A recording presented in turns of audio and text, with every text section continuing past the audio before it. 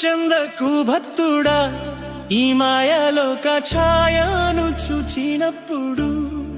భయము చెందకు భక్తుడా, ఈ మాయలోక ఛాయను చూచినప్పుడు.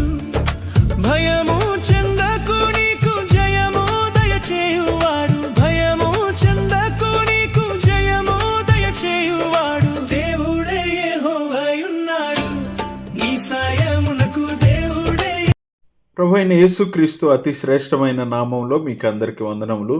పరిశుద్ధ గ్రంథమైన బైబిల్ నందు మత్తయి సువార్త 6వ అధ్యాయము 20వ వచనంలో మనం ఏ విధముగా చదువుచున్నాం. పరలోకమందు మీ కొరకు ధనమును కూర్చుకొనుడి, అచ్చట చిమ్మెట అయినను తుప్పైనను దాన్ని తినివేయదు, దొంగలు కన్నం వేసి దొంగిలరు. ఏదైతే మనుషుల దృష్టిలో వెలకట్టలేనిదై అమూల్యమైనదై ప్రియమైనదై ఉన్నప్పుడు ఆ వస్తువుకు బహు విలువ ఉంటుంది. పాపమును బట్టి మానవుల దృష్టి ఆత్మీయ విషయాలపై లేదు, కానీ లోకపరమైన భౌతిక వస్తువులపై ఉంటున్నది. నశించిపోవు వస్తువులను మనుష్యులు తమకు మంచివిగా భావిస్తారు మరియు వాటి విలువ పరలోక మహిమ కంటే గొప్పదని భావిస్తారు. మానవులు తమ అవసరాలకు మించి ఈ వస్తువులను సమకూర్చుకొని లోభులుగా, నిజాయితీ లేనివారుగా మారుతారు. అతడు తన భవిష్యత్తును అట్టి నశించే వస్తువుల్లోనే వెదుక్కుంటాడు మరియు తన జీవితం కూడా ఇట్టి నశించు వస్తువుల వల్లనే నష్టపోతుంది. నశించు వస్తువులలో అతడు తనకు తృప్తిని, ఆనందమును కోరుకుంటాడు.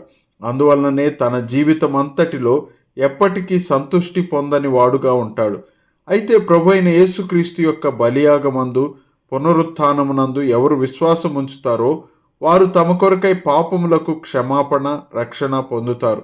వారు ప్రభువైన యేసుక్రీస్తునందు అనుగ్రహించబడు పరలోక మహిమను ఉత్తమమైనదిగా అర్థము చేసుకుంటారు, తృప్తిని, ఆనందమును పొందుతారు. ప్రభువైన యేసుక్రీస్తునందు విశ్వాసము ద్వారా భూమి మీద ధనమును విడిచిపెట్టి పరలోకంలో తమ కొరకు ఆశీర్వాదములను సమకూర్చుకొందురని మిమ్మను గూర్చి మేము దేవునికి చేయు ప్రార్థనయై ఉన్నది.